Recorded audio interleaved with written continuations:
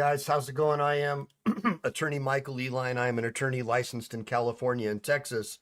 So everything that I talk to you about today is going to be based upon my legal knowledge and skill as it relates to California and Texas. But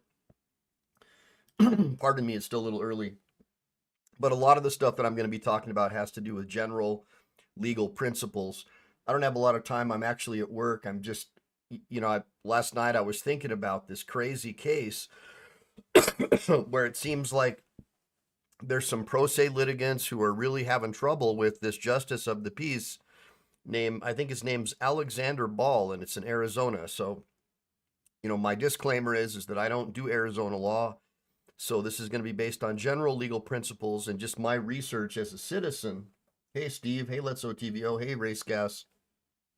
And just based upon my legal research as a citizen and as someone who was a pro se litigant for many years before I finally decided to bite the bullet and become a lawyer, because I was tired of getting my butt handed to me by police and stuff like that. And I wanted to make sure that it didn't happen to other people. So when I see and hear stories like this, it really bothers me, because it has the appearance of impropriety anytime a judge sues someone who's not a lawyer, who's not a judge period, who sues someone, and in this case for defamation.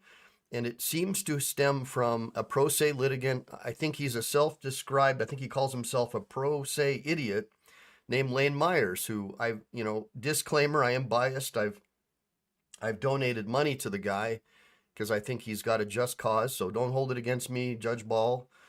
I'm not here to personally attack anybody on the bench. It's not my goal. I'm here to try and dissect, based on general legal principles, what I see is going on here to help my audience in California and Texas understand what's going on.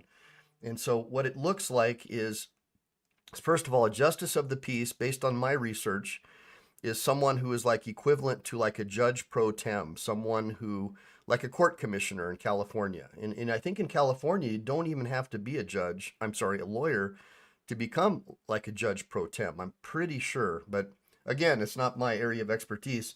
However, I did extern for the California Court of Appeal, but I don't consider myself to have judicial experience, even though I worked for an appellate judge. I think if I was to say I have judicial experience, that would create the appearance that I was a judge. And that would mislead people into thinking that I was a judge. If I said I have, in 2004, I externed for a judge, and therefore I have 2004's worth of judicial experience, that could be construed as misleading. And therefore I could probably be subject to a bar complaint for that.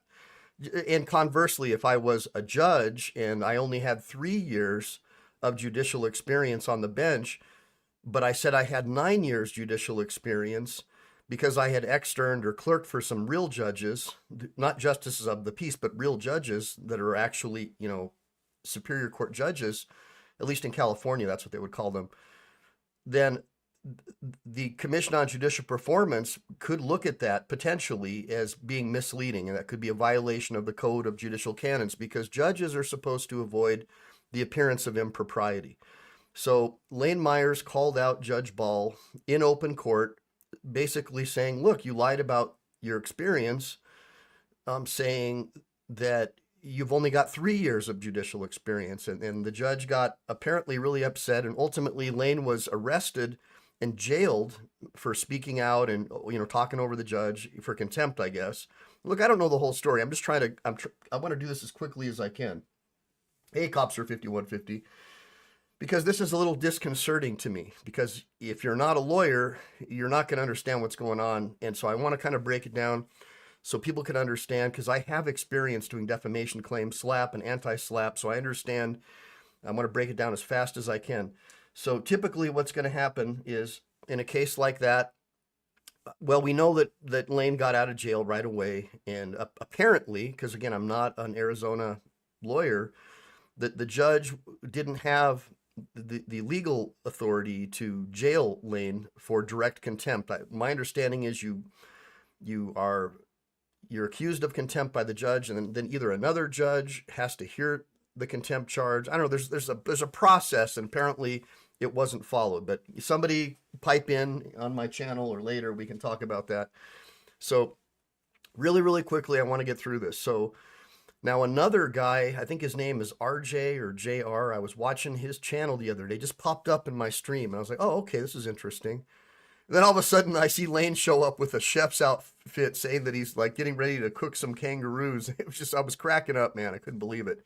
But this RJ, I'm just going to say RJ, and you guys can correct me if I'm wrong, showed a email that looked like it was from somebody named Ball, Alexander Ball, but I don't think the email said it was in his official capacity as a judge. But he then said he had been served with a lawsuit, apparently by a sheriff who's a relative of one of these judges. I mean, it just keeps getting better and better, right? I mean, if that's true, that also has the appearance of impropriety, like a sheriff deputy who's a relative of one of the parties. To me, in California, I would immediately file a motion to strike that service. I would move to have that service set aside as ineffective. But again, I don't know enough. I don't know if that's true, if that's what happened, but it just keeps getting better and better if this stuff is true.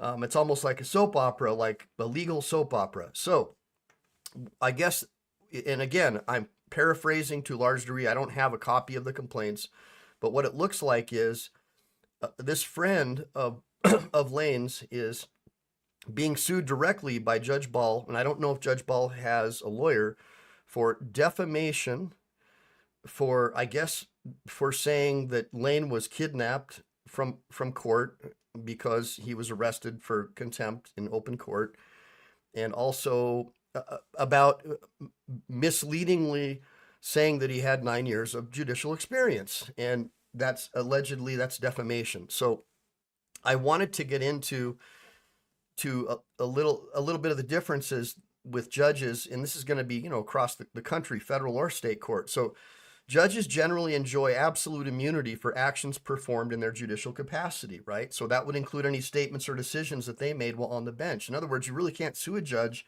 for something they do while on the bench, all right? And that immunity is designed to ensure that they can perform their duties, without being sued, without fear, right? So they can get it done.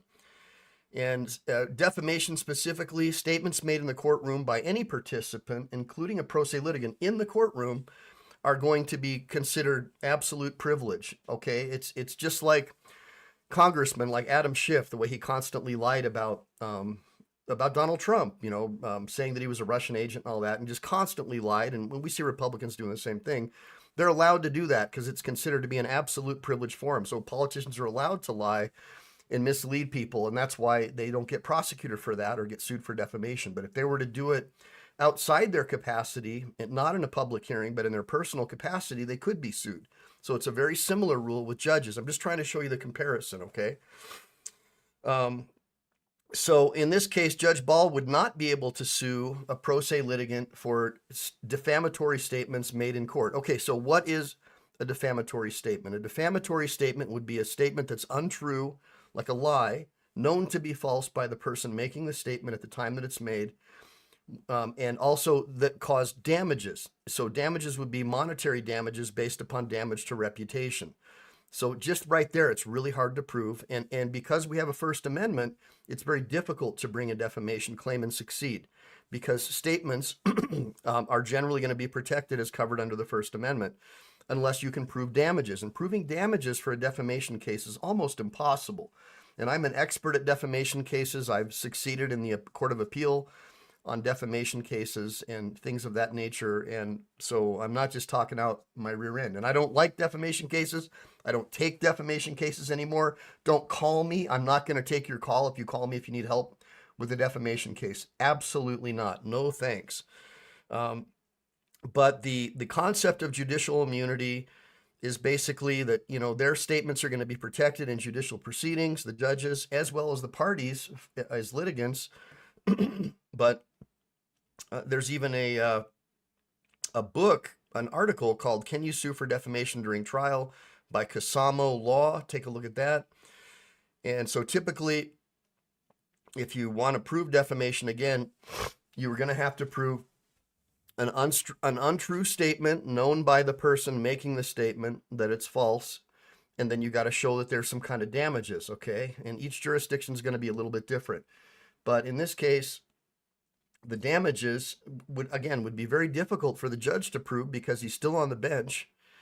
And I don't see how it's harmed his reputation to the point where he's going to lose money. And that's how you prove damages. You know, loss of money. You got to show an economic loss, some kind of damage to your reputation that's gonna harm you in a way that you can sort of convert to dollars and cents. That's how it always is.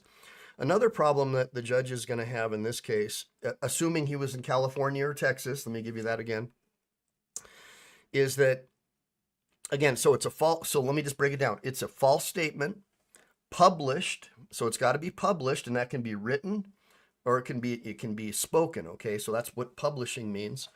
And then you have to show, in some jurisdictions, fault. You have to show that it was made at least with some kind of negligence, like it was negligently made. It wasn't just like an opinion or just some stupid comment, off the cuff remark. I mean, if I was to say, hey, I was kidnapped by a judge, I think most people would look at that as just sort of like off the cuff, like kidnapped, okay, whatever. It doesn't rise to the level to where anyone's really going to believe it, right? Like it's almost like comedy, right? Because it's not really, you're not really going to be kidnapped. You're being jailed for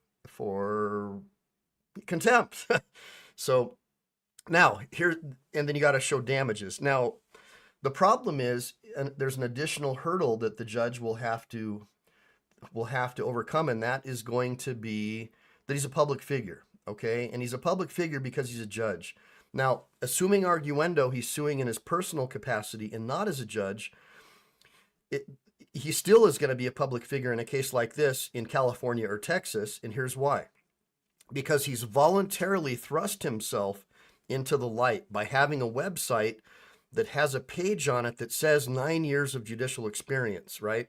So if he's suing for someone misrepresenting his 9 years of judicial experience, and that really is 9 years of judicial experience in his mind, which I think is more like an opinion. But as a judge, it does have the appearance that he's saying that he's been a judge for 9 years, in my opinion. That's an opinion. Don't sue me for having an opinion. Now, there are defenses to defamation.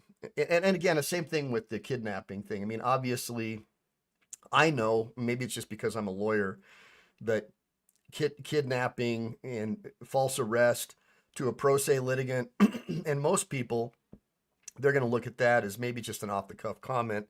It's not really being said to prove the truth, that like it really means kidnapping per se, or that the judge is guilty of illegal kidnapping or criminal kidnapping. But it could, but it's still too opinion related to me to make much of a difference. Now, defenses to defamation. Truth. So if it's a true statement, it's not defamatory. If it's an opinion, it's not a defamatory statement. Or if it's privileged, like something said in court, it's not defamatory. So judges, like anyone else, can sue, again, for defamation. Hey, what's up? Here's the deal. And Brick, how you guys doing? Sorry, I'm just kind of looking over because I got to do this quickly, privates.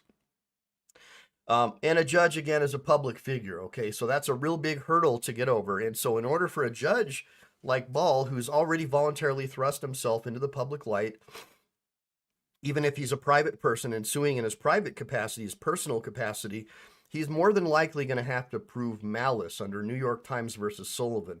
So not only is he going to have to prove that these statements are false and that he was damaged, but the statements were made maliciously, all right? Maliciously. And that is very difficult to prove, if not impossible. So what is all this about? What is all this about? Well, what it's about, hold on one second. Let me just make sure I got my notes here. Okay, so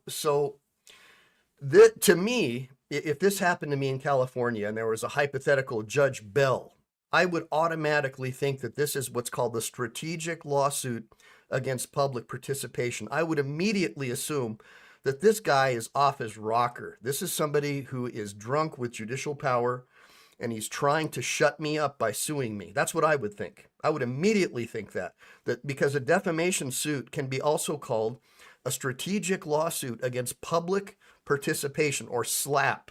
So I want you guys to, hey, April Rain, I want you guys to, I am Christopher. I'm not feeling well, brother. I've been, I haven't made it to the gym in a couple of days because I've been kind of feeling a little under the weather. So yeah, sorry about all the coughing. I know it sounds awful. I should have done some push-ups and gone for a 3-mile run before I started today.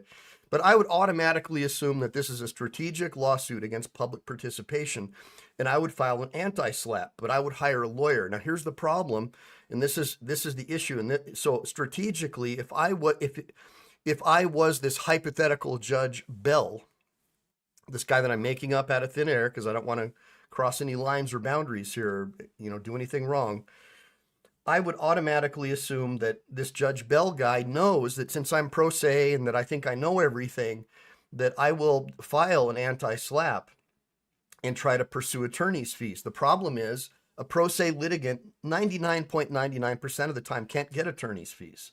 So it would just take hundreds and hundreds of hours and then the filing fees basically for this pro se litigant to get nothing. And most of these pro se litigants hate lawyers. They think that they're like British Accreditation Registry or something that they heard at the Freeman of Montana seminar from the 1980s, and they bought into it. So now they think that all lawyers are their enemy. And so now if they're going to file that case, even if they win, they don't get any money. So all they really do is effectively get a dismissal, right? So if I'm this hypothetical Judge Bell, that's what I'm thinking. Oh man, it doesn't matter. Even if I don't have the right to bring this claim, I'm going to force them to burn up all their time and energy fighting this case. And maybe I'll shut them up because they're going to have to spend so much time fighting this defamation claim. And if they lose, then I can get a judgment against them and I can try to foreclose on their property and perfect the judgment. And I'm friends with all the different judges, so I'll make sure that that happens, yada, yada, yada. That's what I would be thinking if I was this hypothetical Judge Bell in California or Texas. I don't know how it would go in Arizona. And I appreciate your comments, Garrett, and I can't say that I disagree. So just really, really quickly, that's what you're looking at. And so, I did see people making comments who aren't lawyers, who really don't know what they're talking about, say, well, if you're a pro se, that means you're a lawyer and that means you can sue for lawyer's fees. Well, unfortunately, most courts, I don't know about Arizona, but most courts in the United States have ruled that attorney's fees are only available to real attorneys, not pro se litigants. So my typical hourly rate is between $350 to $500 an hour, and that would be on the Lodestar system, Lodestar. And so I don't like doing hourly cases, though I do contingency cases. I do car accidents and motorcycle accidents, and I primarily only represent military veterans, primarily Marines who have been injured or suffered a wrongful death claim, and I take care of their families because they know that they can trust me. Because again, most people do hate lawyers, but they know that my background and because of my code of honor that I'm going to do a good job for them. So enough about me. Let's get back into defamation. So in a defamation case like this, if this hypothetical Judge Bell was to sue in his personal capacity, he would still be subject to the same public figure rules because, again, he's voluntarily thrust himself into the public light by saying on his website that he has 9 years judicial experience, which could easily cause someone to believe that he'd actually been on the bench for 9 years as a judge. It's common sense, guys. And under the code of judicial canons, judges are held to a much higher standard, and you cannot create the false appearance of impropriety. And in this case, my understanding is this particular judge in Arizona took his website down after Lane Myers made this allegation about him being dishonest about his judicial experience. And the mere fact that the website was taken down also creates the appearance of impropriety because it's a response to an allegation. So instead of doubling down and keeping the site up and defending it, the site's taken down, but then defending it in open court and then apparently using that as a basis to jail someone for contempt or partially using that as a basis also creates the appearance of impropriety just based on my looking at it, viewing it as a citizen and not someone who's a practicing lawyer in Arizona. Again, this is just my opinion if this was to have happened in California or Texas, where I am licensed to practice. But I don't think it would be much different there. I'm still waiting for one of my friends who's also a former Marine to reach out to me, who is an Arizona lawyer, so I can also get his opinion directly. But in some, what you have is a situation now, if it can be shown, that a judge is throwing their weight around, using the fact that they're a judge to try to gain an unfair advantage in an existing courtroom proceeding by filing a defamation lawsuit, it could be a real problem for that judge. And so, yes, you can defend it, but again, you're probably not going to get attorney's fees, so you're going to spend thousands of hours defending a defamation claim, which should be thrown out on summary judgment or sua sponte by whoever the real judge is that's handling that case. Because I just don't see how it could withstand any kind of judicial muster. Now, my thought is, before I go, is that this is a prime case where the parties who are affected by the lawsuit could just simply file a judicial complaint. This is prime territory for a judicial complaint, in my opinion. And the steps would be to obtain a complaint form from in this case, it would be like the Arizona Judicial Department's website. And I guess there's a form available, according to one of my friends who is a lawyer there, that's a fillable form that's in PDF.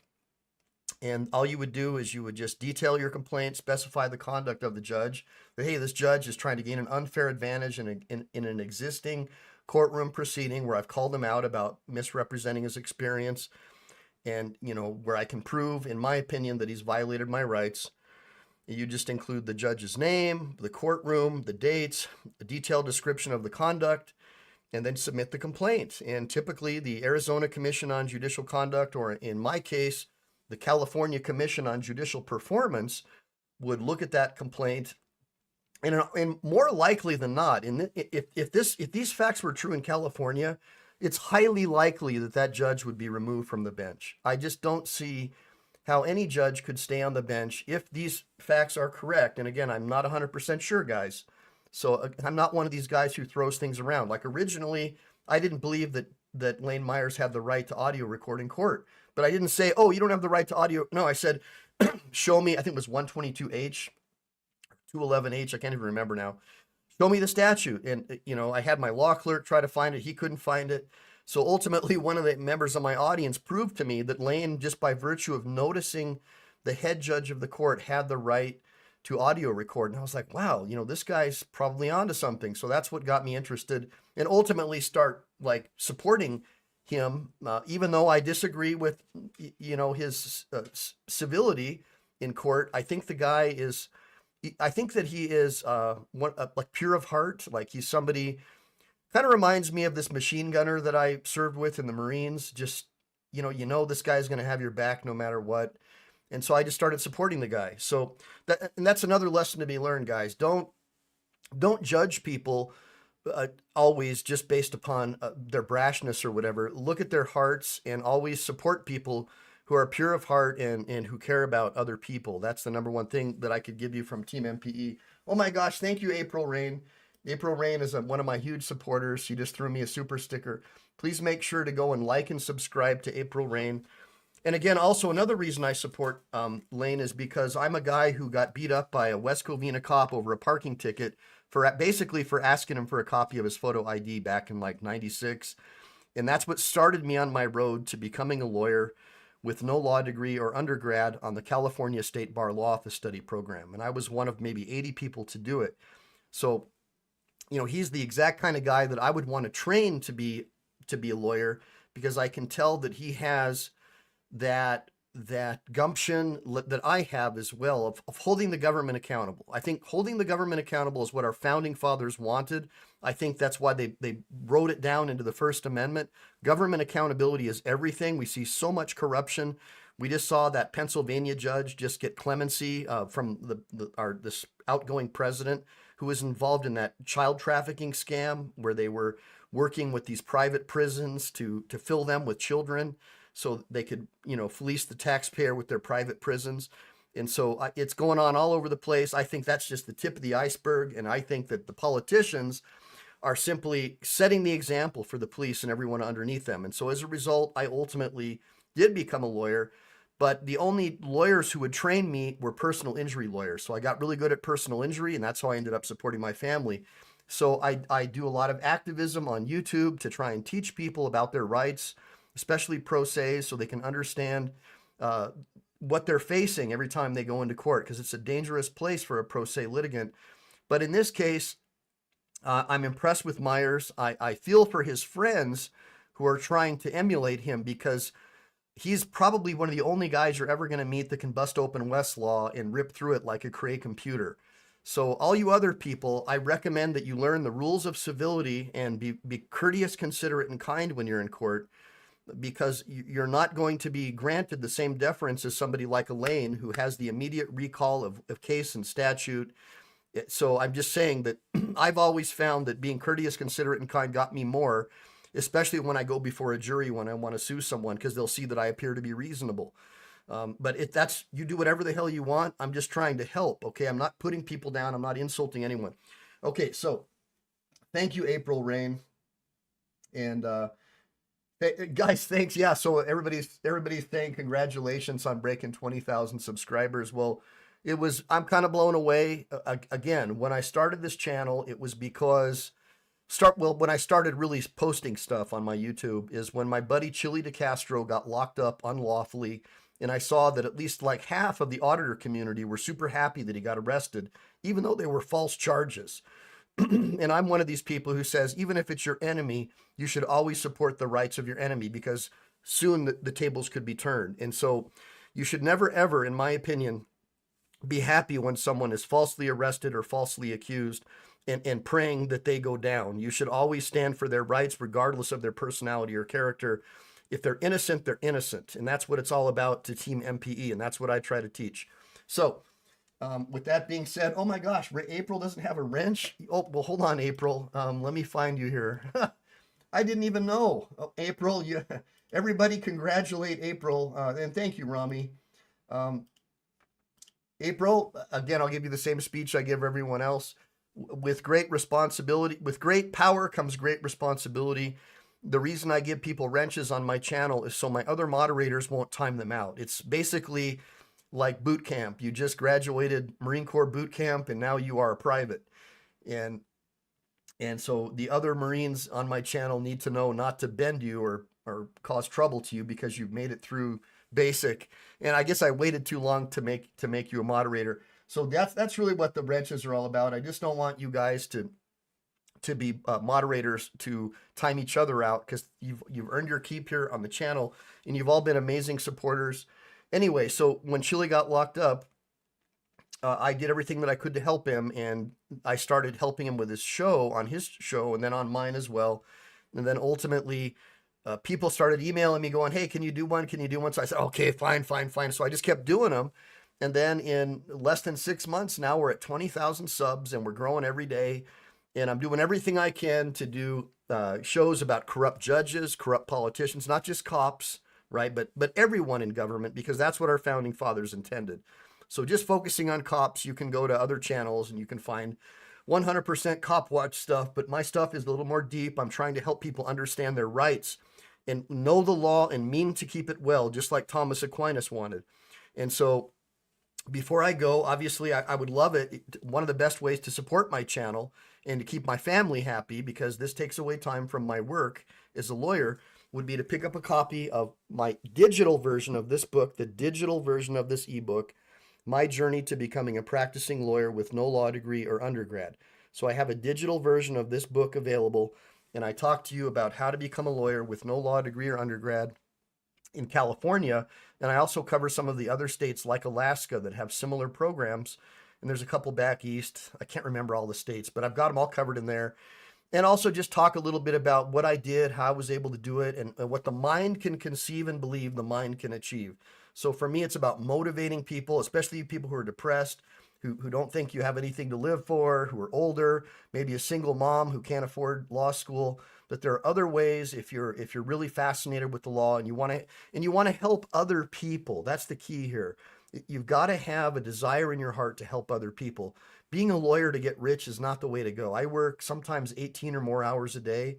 I've made millions and I've lost millions. I've dumped a lot of money back into cases that didn't pan out. But I always had the same thing in mind, which is helping other people. And so if you have that mentality, I think that you will always be blessed by your creator. So anyways, I'm just going to look really quick in the sidebar. Brandon, I do know quite a bit about child protective services, but again, it's not an area of law that I specialize in. I specialize primarily in catastrophic accidents like big rig trucks or a UPS truck that runs over a kid in the sidewalk, an airplane accident where luggage falls on top of your head and gives you a brain injury. I also helped draft portions of the Cruise Ship Safety Act when I was lobbying on behalf of international cruise victims. So I'm very experienced in Admiralty maritime law and holding cruise ships accountable. So if you go on a cruise ship and somebody is assaulted by a passenger or crew, those are probably the number one cases. I have one of the largest settlements in the history of the United States for a motorcycle accident, over $10 million for a military veteran, an airborne guy. And that's what I'm really good at. But I'm also good at other stuff, but that's not my specialty. I hope that makes sense. Constitutional law is my passion and my love. That's what got me into law. Unfortunately, again, because I had to find lawyers to work for free for 4 years, right? They were all personal injury lawyers. So I got good at doing personal injury law. So that's what I do. Thank you, Group 2FA. I really appreciate that. Oh, right on. So Group 2FA says, I like the law, but I don't want to be a lawyer. Consider this a gift book for someone in need. Okay, fair enough, brother. In fact, I know somebody who I can gift this to. A friend of mine in Florida who, a friend of ours who recently joined the channel, who he allegedly I inspired to go back to school and get his JD. I think you guys all know who he is. I think it's Dope Sick Foundation or something like that. And I'll make sure to shoot him out a copy because I know he doesn't have money right now. And yeah, so Rusty, that's what they're saying, the kidnapping judge, whatever. I don't see that as how that's like a statement that rises to the level of defamation, especially because it's connected to an official proceeding. However, again, in closing, statements made outside the court about that judge in that judge's personal capacity may not be protected by the judicial immunity or party litigant immunities that would be available in court. So we always have to be careful when we're outside the court that any statements that we do make, especially if we have a litigious judge who wants to sue in his personal capacity, we have to make sure that they're obviously said in jest, like a joke, right? I'm just joking. It's clear that it's a joke, or that you have absolute proof that it's true. So, and there's more to it. There's more to it, guys, but this is all the time that I had today. I don't know if I'm going live tonight. I'm hoping this will give you guys some food for thought. I think his name was RJ. I was just concerned about him because I could tell that, he was obviously flustered. And wouldn't you be if you were getting sued by a judge? Of course you would. And that, I believe, was the intent. And if that happened to me in California, especially in an active case, I would already have filed a complaint with the California Commission on Judicial Performance. I would be like, this judge has got to be out of his freaking mind. Clearly, this has the appearance of impropriety. But again, I'm not in Arizona, so I can't make that judgment call here. But again, so Rami says when people are arrested, they are kidnapped. And so what that looks like to me, guys, is a statement of opinion. And statements of opinion are protected from defamation. And so I would look at a defamation case being brought against me for making those statements as a SLAPP, a strategic lawsuit against public participation. This is somebody who's strategically suing me to prevent me from publicly participating in free speech. And I would file what's called an anti-SLAPP and go after attorney's fees against that judge or whoever else it might be that's suing me to try to get attorney's fees. The problem is, it looks like these pro se guys hate lawyers and they're not going to hire an attorney. And even if they did, the attorney would probably quit after one day, right? Because especially a guy like me, I'm not going to let somebody tell me how to run my case, especially somebody who doesn't have 20 years experience and a track record of winning defamation cases like me. So I wouldn't go for it. And as a result, you could sue, you wouldn't get those attorney's fees. Okay. As a general rule, you would not get those attorney's fees. So in my mind, thinking like this guy, trying to put my mind into his mind, he's thinking, oh, these guys will never get a lawyer to represent them. So I can do whatever the hell I want and nothing's going to happen. And so give me a bunch of ones if you think that that's what the case is here. I'm kind of getting that feeling. And so I don't know, Sinful Toaster. That's a good question. Sinful Toaster asks, how do you get a mental evaluation of a judge? Well, I know that you can definitely get a judicial performance evaluation by the commission. And in this case, it would be the Commission on Judicial Conduct. And they're located at 1501 West Washington Street, Suite 229 in Phoenix, Arizona, 85007. And the complaint's even confidential from what I understand. So again, I've got a lawyer buddy of mine in Arizona. I'm hoping to have him on this week to talk a little bit about this stuff. But all I'm telling you guys is to be careful when you're out there. Don't think that you're going to be like this one guy who, has a processing speed like a Cray computer and you're going to copy him. You guys that try to copy guys like Elaine are going to end up in jail. All right. And he's just one of these guys that is just, he knows what he's doing to a large degree when it comes to substantive law. And again, I would have a different approach with my civility. If I were you, I would always try to be courteous, considerate, and kind. So you give the potential jury that would be hearing your future case no excuse to look at you as the initial aggressor. As soon as a jury paints you as a crazy person, even if you win, they're not going to award you any money. And the goal here is in government accountability operations is to get a large enough verdict and settlement to be able to force change, because it starts getting expensive. And that starts affecting the municipal corporations that they serve. And they look at the people who are getting sued and causing these problems as a liability. And that's what we want, right? Give me a bunch of ones if you guys agree. So thanks again, Kevin. Thank you, Brent. Thank you, Dawood. And thank you again. Thank you, my newest moderator, April Rain, SWE Observer. Y'all get us good day, my Swedish friend. As you guys know, I'm pretty much mostly Swedish. And I love my Swedish brothers and my Viking brothers. Skål! Skål!